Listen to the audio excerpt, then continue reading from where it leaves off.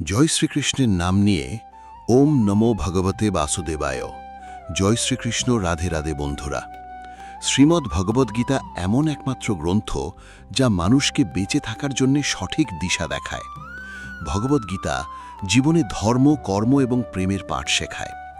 ভগবদ্গীতার জ্ঞান মানব জীবন এবং জীবনের পরবর্তী জীবনের জন্য উপযোগী মনে করা হয়। গীতা হল সম্পূর্ণ জীবন দর্শন, আর যে ব্যক্তি একে যথাযথভাবে অনুসরণ করতে পারে সেই ব্যক্তি সর্বশ্রেষ্ঠ হয়।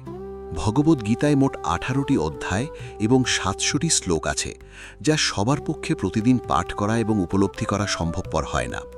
সেই জন্যে আজকের অত্যন্ত গুরুত্বপূর্ণ এই ভিডিওতে আমরা ভগবদ্গীতার 111টি উপলব্ধি নিয়ে কথা বলবো, যেটা জানার পর আপনি শ্রীমদ্ ভগবদ্গীতার প্রকৃত অর্থ উপলব্ধি করতে পারবেন। তাই আপনি প্রতিদিন এই ভিডিওটি রাতে ঘুমানোর আগে বা সকালে ঘুম থেকে ওঠার পর শুনবেন ও আপনার মায়ের নাম কমেন্টে লিখবেন।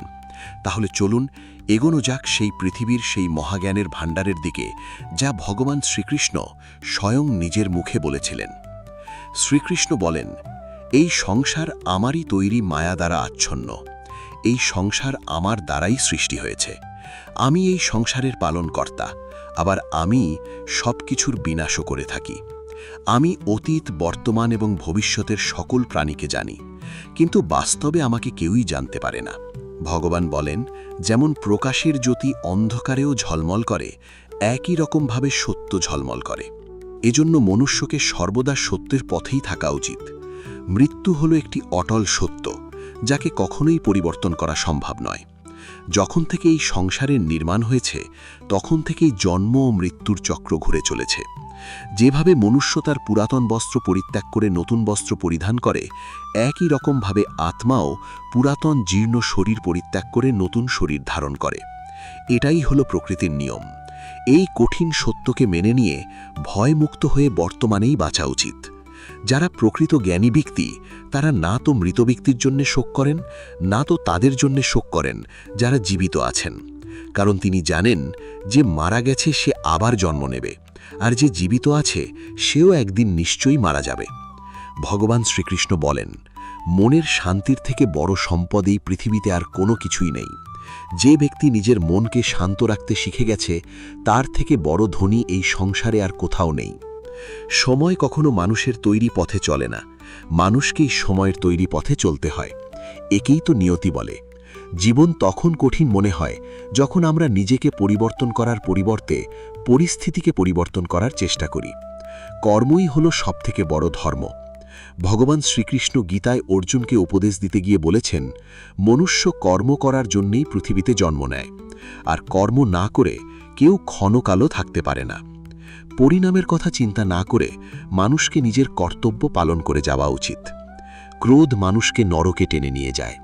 ক্রোধ করার জন্য মানুষের মন অশান্ত হয়ে পড়ে, আবেগের বশবর্তী হয়ে তখন সে নিজেরই ক্ষতি করে। ভগবান শ্রীকৃষ্ণ বলেন, মনুষ্যকে ক্রোধ এড়িয়ে চলতে হবে। যতই রাগ হোক না কেন, নিজেকে নিয়ন্ত্রণ করার প্রচেষ্টা করতে হবে।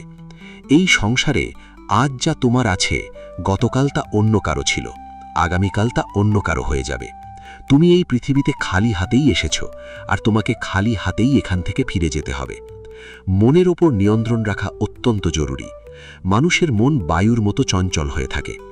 এই মনের জন্যেই মানুষ কাম বাসনার প্রতি আকৃষ্ট হয়ে নিজের লক্ষ্য থেকে ভ্রষ্ট হয়ে যায়।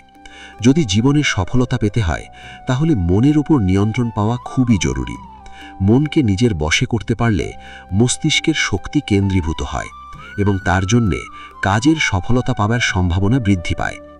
গীতা আমাদের শেখায়, যে ব্যক্তি নিজের মনের উপর নিয়ন্ত্রণ লাভ করেছে, তার মনে অপ্রয়োজনীয় চিন্তাভাবনা এবং কামনা বাসনা প্রবেশ করতে পারে না। সে অকারণ ইচ্ছা থেকেও নিজেকে দূরে রাখতে পারে, আর তার সাথে ব্যক্তি নিজের লক্ষ্যকেও খুব সহজেই জয় করে নিতে পারে। নিজের মনের ভেতর থেকে খারাপ গুণগুলিকে পরিত্যাগ করার কথা বলা হয়েছে। ভগবদ্গীতায় বলা হয়েছে, দম্ভ, দর্প, মান, ক্রোধ, পারুষ্য, অজ্ঞানতশ্চ পার্থ সম্পদাসরিম, অর্থাৎ অহংকার, রাগ, কঠোর বাণী এবং অজ্ঞানতা, এই সব থেকে মনুষ্যকে দূরে থাকা উচিত। সদ্গুণগুলিকে নিজের জীবনে ধারণ করা উচিত। এর ফলে জীবনে পরম শান্তির অনুভূতি হয়। শ্রীকৃষ্ণ আরও বললেন, নাই জ্ঞানেনা সদৃশং পবিত্রমিহ বিদ্যাতে, অর্থাৎ এই সংসারে জ্ঞানের মতো পবিত্র আর কোনো কিছুই হতে পারে না।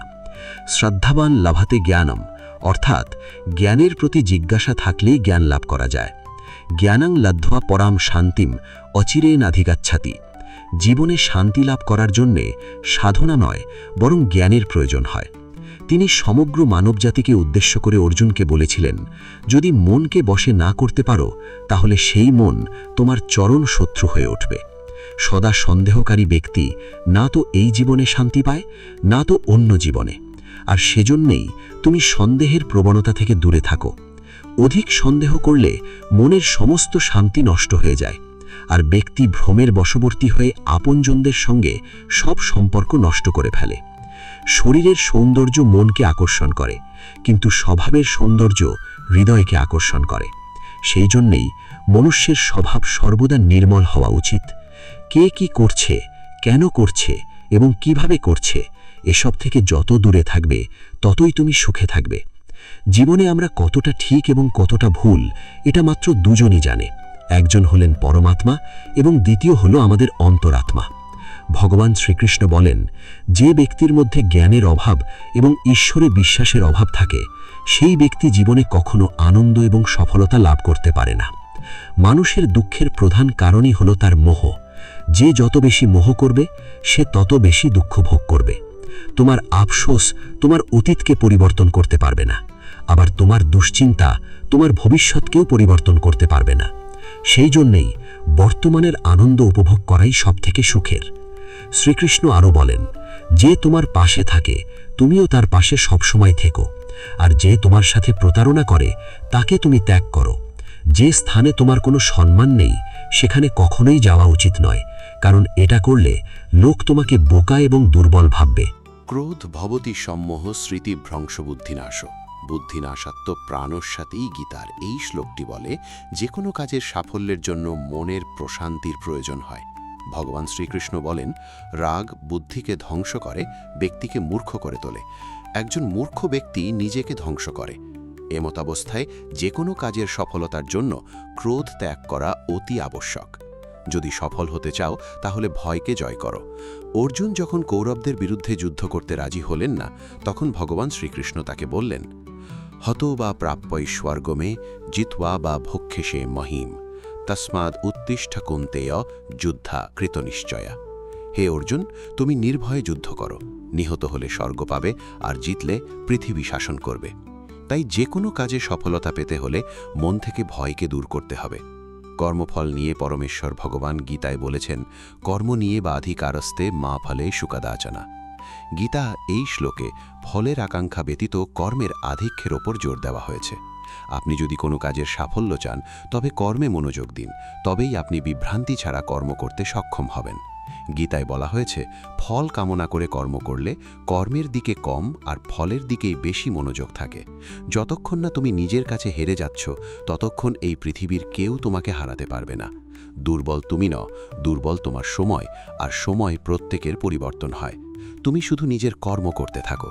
যে কখনো জীবনে সংকটে পড়েনি সে কখনো নিজের শক্তি সম্পর্কে জানতে পারে না। যে অন্যের দুঃখকে অনুভব করতে পারে, যার মনে দয়া আছে, যারা মন থেকে শুদ্ধ, সে এই পৃথিবীর জন্ম মৃত্যুর চক্র থেকে মুক্ত হয়ে যায়। ভগবদ্গীতার একটি বড় শিক্ষা হলো এই, যে কাউকে কিছু দিয়ে কখনো অহংকার করা উচিত নয়। কে বলতে পারে তুমি তাকে সেটা দিচ্ছ নাকি পূর্বজন্মের ঋণ পরিশোধ করছো? যেসব ব্যক্তিরা অহংকারী হয় তাদের বংশ, বৈভব এবং প্রতিষ্ঠা তিনটেই চলে যায়। যদি বিশ্বাস না হয় তাহলে রাবণ, কৌরব এবং কংসকে দেখো, যারা অতিরিক্ত অহংকারের কারণে নিজেদেরকেই ধ্বংস করেছিল। যদি কাউকে বিশ্বাস করতে হয় তাহলে তার কথাই নয়, তার ব্যবহার দেখো। অতিরিক্ত রাগের সময় কিছুটা চুপ থাকলে এবং ভুলের সময় কিছুটা মাথা নত করলে জীবন আরও সহজ হয়ে ওঠে। ভগবান বলেন, যে ব্যক্তি আমাকে জেনে যায় সে এই কষ্টে ভরা পৃথিবীর জন্ম মৃত্যুর চক্র থেকে মুক্তি পেয়ে যায়। যে ব্যক্তি ভগবদ্গীতা পড়ে এবং তাকে অনুসরণ করে, তার জীবন থেকে সমস্ত দুষ্কর্মের প্রভাব নষ্ট হয়ে যায়।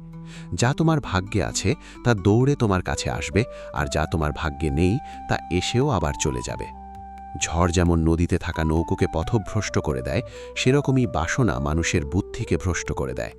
যে মানুষ সুখ দুঃখে, মান অপমানে শান্ত থাকতে পারে, সেই মানুষ আমার অতি প্রিয়। বুদ্ধিমান ব্যক্তি যখন সম্বন্ধ রাখা বন্ধ করে দেয় তখন বুঝে নেওয়া উচিত যে তার আত্মসম্মানে কোথাও না কোথাও আঘাত লেগেছে। প্রেম সর্বদা ক্ষমা চাইতে পছন্দ করে, কিন্তু অহংকার ক্ষমা চাওয়াতে পছন্দ করে। ভগবান শ্রীকৃষ্ণ বলেন, তোমার নাম নয়, কর্মই তোমার আসল পরিচয়। তার কারণ এক নামের হাজার মানুষ আছে, তাদের নাম এক হলেও কর্ম ভিন্ন হয়, আর সেটাই তাদের আসল পরিচয়। একটা ভালো কথার মধ্যেও লোক তোমার খারাপ কথাটাকেই মনে রাখবে, তাই লোক কি বলছে তাতে মনোযোগ দিও না। যতটা সম্ভব নিশ্চুপ থাকাই শ্রেয়, কারণ মানুষের পাপের জন্ম তার মুখের কথা থেকেই প্রথম শুরু হয়। কারো সাথে ছলনা করা বা ঠকানো হলো একটা ঋণের মতো, যা অন্য কারোর কাছে তোমাকে পরিশোধ করতেই হবে। আজ তুমি একজনকে ঠকাবে, আগামীকাল তার পরিণাম তুমি অন্য কারো কাছ থেকে অবশ্যই পাবে। যদি তোমার দৃষ্টি সত্যিই ভালো হয়, তাহলেই একমাত্র তুমি নিজের দোষ এবং অন্যের গুণগুলি খুঁজে পাবে। যে সময়ের সাথে স্বভাব পরিবর্তন করে তাকে কখনোই বিশ্বাস করা উচিত নয়। জীবনে কখনো নিজেকে অন্যের সাথে তুলনা করো না। তুমি যেমনই হও সেটাই সর্বশ্রেষ্ঠ। প্রত্যেকেই তাদের জীবন বদলানোর জন্য সময় পায়, কিন্তু সময় বদলানোর জন্য দ্বিতীয় জীবন কেউই পায় না।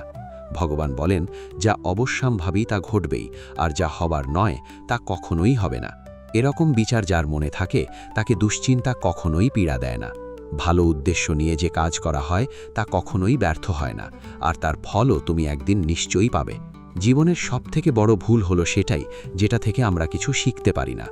আজ তুমি যে কাজ করছো তার ফল তুমি ভবিষ্যতে নিশ্চিত পাবে, আর আজ তুমি যা পেয়েছো তা তোমারই দ্বারা করা তোমার অতীতের কর্মের ফল।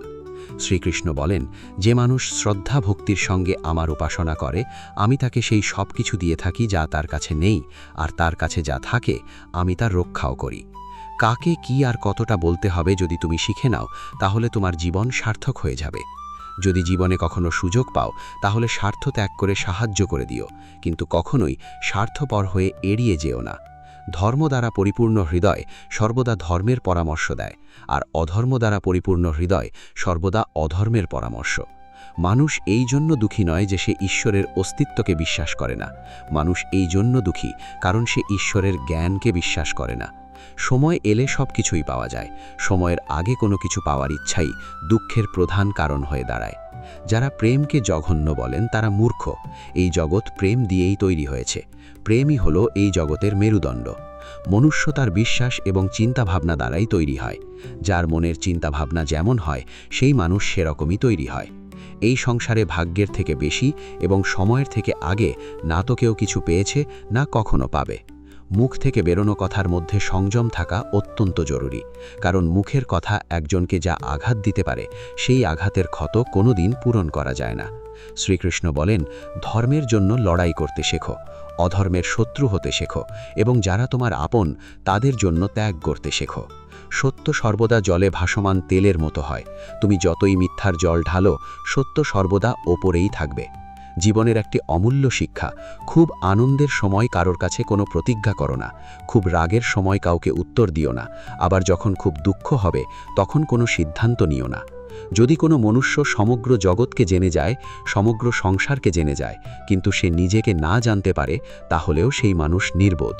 হে পার্থ, এই স্থিতিপ্রজ্ঞ অবস্থাই হল ব্রাহ্মী স্থিতি। এই অবস্থা প্রাপ্ত হলেই জীবের আর মোহ থাকে না। মৃত্যুকালেও এই অবস্থা বিদ্যমান থাকায় তিনি ব্রহ্মে লীন হন, অর্থাৎ তিনি মোক্ষ লাভ করেন। তৃতীয় অধ্যায়ে অর্জুনের প্রশ্নের উত্তরে শ্রী ভগবান কর্মযোগের অবতারণা করেছেন। এখানেও নিষ্কাম কর্মের উপায়রূপে প্রথমে আত্মাতে সন্তুষ্ট আত্মারাম জ্ঞানীর ভাবানুযায়ী ফলাশক্তি বর্জন করে কর্ম করার উপদেশ দিলেন। তারপর অহংকার বর্জিত নির্লিপ্ত বুদ্ধিতে কর্ম করার উপদেশ দিলেন। তিনি বলছেন, সর্বাণি কর্মাণি সদ্ধার্থ চেতসা, অর্থাৎ বিবেক বুদ্ধির দ্বারা আমাদের সমস্ত কর্ম সমর্পণ করো। এখানেও শ্রী ভগবান কর্মযোগের সহজ পন্থা স্পষ্ট করে নির্দেশ করে দিচ্ছেন। ঈশ্বরের সমস্ত কর্ম সমর্পণ করতে হবে আমাদের, তাহলে সেই কর্মের ফল আর আমাদের উপর বর্তাবে না। ঈশ্বর তার অনন্ত কৃপাগুণে আমাদের সমস্ত কর্মভোগ কাটিয়ে মোক্ষের অধিকারী করে দেবেন।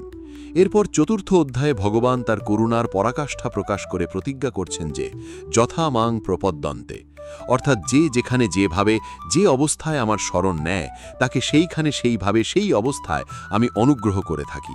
যে বিষয় কামনা করে তাকে আমি কাম্য বস্তু প্রদান করি, যে মোক্ষ কামনা করে তাকে আমি মোক্ষ ফল প্রদান করি, যে ভক্তি প্রার্থনা করে তাকে আমি ভক্তি প্রদান করি। ভগবান শ্রীকৃষ্ণ দেহের সঙ্গে আত্মার সম্পর্ককে খুব সুন্দরভাবে ভগবদ্গীতায় তুলে ধরেছেন। জীবের সত্তা কি, দেহের সাথেই বা আত্মার সম্পর্ক কি, আত্মার স্বরূপ কি, এই সকল জটিল বিষয়বস্তু খুব সূক্ষ্মভাবে ভগবান শ্রীকৃষ্ণ গীতায় তুলে ধরেছেন। আমাদের মূল সত্তাকে অবগত করার মানসে প্রথমেই আত্মার স্বরূপ সম্পর্কে ভগবান ধারণা দিচ্ছেন। অন্তবন্ত ইমে দেহা নিত্যস্যোক্তা শরীরানিন অনাশীন প্রমেয়স্য তস্মাদ যুদ্ধস্য ভারত। আত্মা যে দেহকে আশ্রয় করে অবস্থান করেন সেই দেহ বলে কথিত হয়েছে, কিন্তু আত্মা হল অবিনশ্বর। তাহলে এখন এই প্রশ্নের উত্তর খুঁজতে হবে যে আমি আসলে কে? দেহটা যদি নশ্বরী হয় তাহলে তো তার ধ্বংস অনিবার্য। তাহলে আমি ধ্বংস হয়ে গেলে কর্মফলের ভোগটা কার? এই প্রশ্নের উত্তরটা কিন্তু ভগবানের এই শ্লোকে স্পষ্টভাবেই প্রতীয়মান হয়। দেহটা যেহেতু নশ্বর, তাই এই দেহটা আমি নই। যেহেতু আত্মা অবিনশ্বর ও নিত্য, তাই আত্মাটাই হচ্ছি আমি। আমার মূল সত্তা হলো আমি, এক আত্মা যে একটি দেহকে আশ্রয় করে আছি। দেহটা আত্মার একটি আবরণ মাত্র, যেটা ভগবান আরও স্পষ্টভাবে বলেছেন, বাসাংসি জীর্ণানি যথা বিহায় নবানি গৃহ্ণাতি নরপরানি তথা শরীরানি বিহায় জীর্ণানি অন্যানি সঞ্জাতি নবানি দেহি। যেরকম মনুষ্য তার পুরাতন বস্ত্রগুলি ত্যাগ করে নতুন বস্ত্র ধারণ করে, সেইরূপ জীবাত্মাও পুরাতন শরীর ত্যাগ করে নতুন দেহ ধারণ করে। বর্তমানে আমি এই দেহকে আশ্রয় করে আছি, আবার কোনো এক সময় পুরাতন বস্ত্রের মতোই এই দেহকে পরিত্যাগ করে কর্মফল অনুযায়ী নতুন একটি দেহ আমি ধারণ করব। এটাই হলো প্রকৃতির বিধান। এখানে কিন্তু ভগবান আমাদের জীবাত্মা বলে সম্বোধন করেছেন। এর মানে হলো আমি হলাম আত্মা। তবে জীবাত্মা আর পরমেশ্বর ভগবান যেহেতু সর্বভূতে অবস্থান করেন, তাই তিনি হলেন পরমাত্মা। যেহেতু আমার জন্ম হয়েছে, তাই আমার মৃত্যু অবশ্যম্ভাবী। কিন্তু জন্ম ও মৃত্যু কোনো সৃষ্টি বা বিনাশ নয়। গীতার ভাষায় এটা দেহ পরিবর্তন করার একটা নিয়ম মাত্র। জাতস্য হি ধ্রুব মৃত্যু ধ্রুবম জন্ম মৃতস্য চ তস্মাদ অপরিহার্যার্থে নতাং শোচিতম আর্হাসি। যার জন্ম হয়েছে তার মৃত্যু নিশ্চিত, আবার যার মৃত্যু হয়েছে তার জন্ম হওয়াও নিশ্চিত। সুতরাং যা অবশ্যম্ভাবী তার জন্য আমাদের শোক করা উচিত নয়। এটি হলো ভগবদ্গীতার সবথেকে বড় উপলব্ধি। যারা এই শরীরকে সর্বস্ব বলে মনে করেন তারাই কেবল দুঃখ ভোগ করেন, কিন্তু যারা জানেন এই শরীরটা আমি নই, আমি জীবাত্মা, আমার বিনাশ নেই, তারা কখনো কোনো কষ্টে ব্যথিত হন না বা অধিক আনন্দে প্রভাবিতও হন না। আমাদের জীবনের সবথেকে কটু সত্য হলো এটি যে আমরা সর্বদা সুখের জন্য চেষ্টা করি, কিন্তু আমরা দুঃখ পাই। আমরা প্রেম কামনা করি, কিন্তু আমরা হতাশার সাথে মিলিত হই। আমরা জীবন কামনা করি, কিন্তু আমরা জানি যে আমরা প্রত্যেক মুহূর্তে মৃত্যুর দিকে এগিয়ে যাচ্ছি। প্রত্যেক ব্যক্তি সুখ লাভের জন্য ফলপ্রসূ কাজে নিয়োজিত থাকে, কিন্তু তৃপ্তি পায় না। পরিবর্তে এই ক্রিয়াকলাপগুলি কেবল দুঃখকে আরও বাড়িয়েই তোলে। ফলে এই পৃথিবীতে কার্যত সবাই অসুখী। কেউ কেউ নিজের শরীর ও মনের দুঃখে ভোগে, অন্যরা তাদের পরিবারের সদস্য এবং আত্মীয়দের দ্বারা যন্ত্রণা প্রাপ্ত হয়। কেউ কেউ ধনসম্পদের অভাব এবং জীবনের প্রয়োজনীয় জিনিসপত্রের ঘাটতিতে ভুগছেন। বস্তুমাতিক মানসিকতার লোকেরা জানে যে তারা অসুখী, কিন্তু তারা মনে করে যে তাদের সামনে থাকা অন্যরা সবাই সুখী এবং তাই তারা বস্তুগত বৃদ্ধির জন্য ছুটে চলে। এই অন্ধ সাধনা চলে বহুকাল যাবৎ, তবুও সুখের দেখা নেই। এখন যদি মানুষ এটা বোঝে যে ফলপ্রসূ কাজে নিয়োজিত হয়েও কেউ কখনো সুখ অর্জন করতে পারেনি, তাহলে তারা বুঝবে যে তারা যেদিকে ছুটছে তা বৃথা এবং অর্থহীন, এবং তখন তারা আধ্যাত্মিক জীবনের দিকে ফিরতে পারে। যাদের বুদ্ধি আধ্যাত্মিক জ্ঞানে স্থির হয়ে গেছে তারা বোঝে যে ভগবানই সব কিছুর পরম ভোগদাতা। ফলস্বরূপ তারা যাদের কর্মের ফলের প্রতি আসক্তি পরিত্যাগ করে, তার কাছে সমস্ত কিছু নিবেদন করে এবং তার করুণা হিসাবে যা আসে তা নির্মলভাবে গ্রহণ করে। এটি করার ফলে তাদের কর্মগুলি কর্মিক প্রতিক্রিয়া থেকে মুক্ত হয়ে যায়, যা একজনকে জীবন ও মৃত্যুর চক্রে আবদ্ধ করে। বন্ধুরা, আমি আশা করব এই ভগবত ভক্তির উপর উপলব্ধিগুলি শুনে আপনি শান্তি লাভ করেছেন। সনাতন ধর্ম তথা ভগবত গীতার প্রচারের নিমিত্ত এই ভিডিওটি আপনি আপনার আপনজনদের সাথে অবশ্যই শেয়ার করবেন, যাতে তারাও ভগবত গীতার এই উপলব্ধিগুলি অনুধাবন করতে পারে, যা আমাদের সমাজের পক্ষে অত্যন্ত মঙ্গলজনক। ভগবত গীতা প্রচারের এই প্রচেষ্টা যদি আপনার ভালো লাগে তাহলে অবশ্যই ভিডিওটিতে একটি লাইক করবেন এবং এরকম ধরনের নিত্য নতুন ভিডিও পাওয়ার জন্য কৃষ্ণ কথা চ্যানেলটিকে আজই সাবস্ক্রাইব করে রাখুন। সকলে ভালো থাকুন, সুস্থ থাকুন। জয় শ্রীকৃষ্ণ।